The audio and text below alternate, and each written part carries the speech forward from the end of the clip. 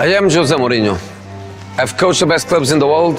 I've won the Italian, Portuguese, English and Spanish championships and the UEFA Champions League twice. I turn good players into great players and great teams into champions. I am Jose Mourinho. Genius, charismatic, controversial, entertaining, the special one. These are just a few words that describe Jose Mourinho, one of football's most iconic and successful managers. A man who has won it all, from Champions Leagues, league titles, domestic cups, and personal accolades across Europe's top leagues. But Mourinho isn't just known for what he does on the pitch. Off it, he's a showman, the most polarizing and entertaining manager football has ever seen. His press conferences rack up millions of views. His interviews have produced legendary quotes like, I prefer really not to speak. If I speak, I am in big trouble. Respect, man. Wherever he goes, he is treated like royalty. Fans flood airports, chant his name, and create an atmosphere more fitting of a rock star than a manager. One viral tweet said it best, born to be a dictator, forced to be a football coach.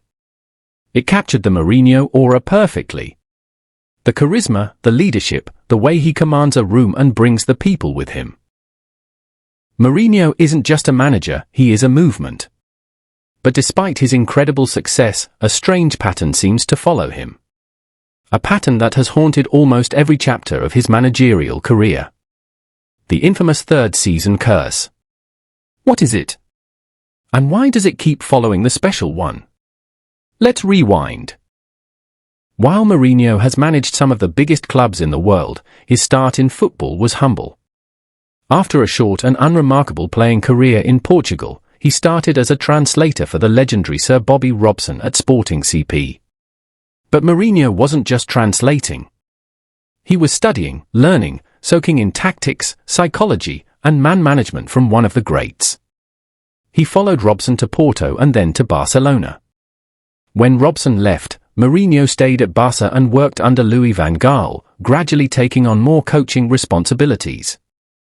This was his real football education, shaped by two of the most respected minds in the game. His first managerial jobs came at Benfica and then União de Leiria. At Leiria, he led the club to its highest ever league finish, catching the eye of Portuguese giants FC Porto. At Porto, Mourinho didn't take long to make history. He won the league and cup double as well as UEFA Cup in his first season. But it was the second season where he announced himself to the world as a top-tier manager. Mourinho did not just win the league back-to-back, he shocked the world by winning the Champions League too. He had officially arrived.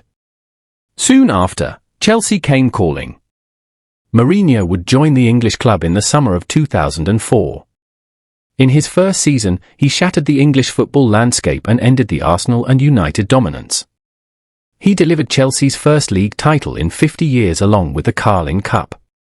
He built a defensive fortress, conceding just 15 goals, the fewest goals conceded by a club in the Premier League in a season, a Premier League record that still stands. In Season 2, another league title. Mourinho became the first manager outside of Sir Alex Ferguson to win back-to-back Premier Leagues. In Year 3, he won the FA Cup and League Cup, but fell short of the league title. Early into his fourth season, cracks appeared.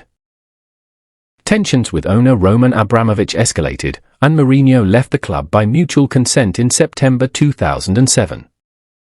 Mourinho joined the Italian giants in 2008 and immediately made an impact. Just like in Portugal and England, he won back-to-back league titles. But in Season 2, he took it a step further. He won the treble. Serie A, the Coppa Italia, and the Champions League. Inter became the first Italian club to ever achieve this. After such a historic season, Spanish giants Real Madrid came calling. Unable to resist the lure of Los Blancos, Mourinho joined them in 2010. And it was at Real Madrid where the third season curse would strike for the first time. At Madrid, Mourinho walked straight into a war, going head-to-head with Pep Guardiola's Barcelona, arguably the best club side in history. He was knocked out of the Champions League and lost the league title to Barcelona but beat them in the Copa del Rey final thanks to a Cristiano Ronaldo header in extra time. In Season 2, Mourinho made history again.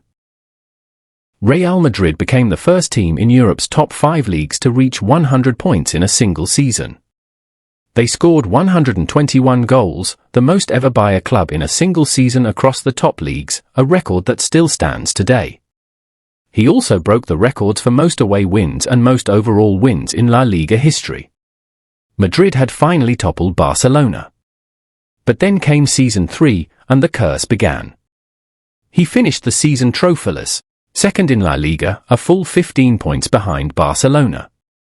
They lost the Copa del Rey final at home in the Bernabeu to Atletico Madrid and were eliminated in the Champions League semi-final by Borussia Dortmund. For a club like Madrid, this was a failed season. But the real problems that led to his exit were off the pitch. Mourinho fell out with key players, especially club captain Iker Casillas, whom he openly criticized and benched for Diego Lopez. Several players were unhappy, and Mourinho had lost the support of a big part of the dressing room. It wasn't just the squad. He also had a bitter rivalry with Pep Guardiola and Barcelona staff, including the infamous eye poke incident involving Barca assistant Tito Vilanova. The Spanish media turned against him. The toxicity spread, and even club president Florentino Perez, who had initially backed him, admitted that things had become unsustainable, and in the summer of 2013 both parties had a mutual agreement to part ways. Then came the second Chelsea spell. Mourinho returned to Stamford Bridge in 2013. In his first season, he rebuilt the squad and finished just 4 points behind champions Manchester City. In Season 2, he was back to his best. Chelsea won the Premier League and the League Cup. It was vintage Mourinho. However, the curse struck again in his third season. Chelsea had the worst start ever for reigning Premier League champs, sitting 16th after 16 games, just 1 point above the relegation zone. Mourinho clashed with star man Eden Hazard, publicly accusing him and other players of poor performances. Mourinho believed Hazard wasn't giving 100%, especially regarding defensive responsibilities. Hazard and most of the squad reportedly felt thrown under the bus and were unhappy with Mourinho's man-management approach. The board had seen enough. In December 2015, Mourinho was sacked. This time, instead of moving to a different country, Mourinho opted for English rivals Manchester United. Mourinho joined United in the summer of 2016, taking over a club still struggling in the post-Ferguson era. And right away, he delivered silverware. In his first season, he won the Community Shield, the EFL Cup, and the Europa League. It was the most successful debut season in the club's history. In Season 2, he led United to a second-place finish in the Premier League with 81 points, which is still the club's highest since Sir Alex retired. But it still wasn't enough to beat Guardiola's record-breaking Manchester City. In Season 3, the curse reared its head again. United's form nosedived dramatically. The team struggled to find consistency, slipping to 6th in the table by December, 19 points behind leaders Liverpool and 11 off the top 4. Mourinho's man-management style caused tensions in the dressing room, most notably with star midfielder Paul Pogba.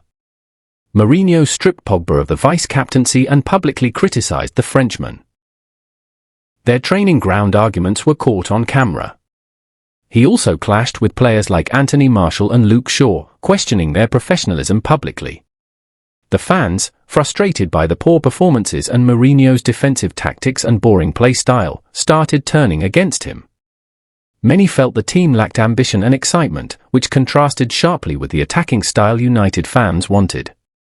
After a humiliating 3-1 home defeat to Liverpool in December, Mourinho was sacked. Another third season. Another bitter end.